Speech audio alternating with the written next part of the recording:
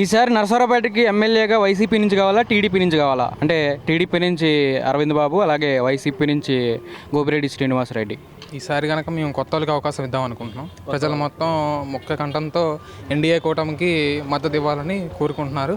అలాగే మన పల్నాడు జిల్లాలో నర్సరావుపేటలో ఈసారి అరవింద్ బాబుకి మద్దతు ఇవ్వడానికి సిద్ధపడినారు ప్రజలందరూ. ఎన్ని ఓట్లతో గెలుస్తారు ఈసారి? ఎన్ని ఓట్లు అయితే అని చెప్పలేం, కానీ ఖచ్చితంగా అయితే అరవింద్ బాబు గారు గెలుస్తారు ఈసారి పక్కా. మరి గోపిరెడ్డి శ్రీనివాసరెడ్డి ఓడిపోతాడు అనడానికి కారణం ఓన్లీ ఎన్డీఏ కూటమేనా, లేదంటే వేరే కారణాలు ఏమైనా ఉన్నాయా? మెయిన్ ఫ్యాక్టర్ ఎన్డీఏ కూటమి అనొచ్చు. తర్వాత కానీ నర్సరావుపేటలో ఏ అభివృద్ధి లేదు. ఇది ఉంది, మొన్న మాకు చాలా ఫేమస్ కోటపొండ తిరణాల ఒక రోడ్డు కానీ అది కానీ ఏది సక్రమంగా లేదు. ఏ సంవత్సరం ఆ సంవత్సరం పైన మరమ్మతులు చేస్తారు, అయిపోద్ది అంతే, అంతకుమించి. అందుకని ఓకే. అయితే ఇక్కడ చూసుకుంటే రాష్ట్రంలో జగన్ కావాలా, చంద్రబాబు కావాలా?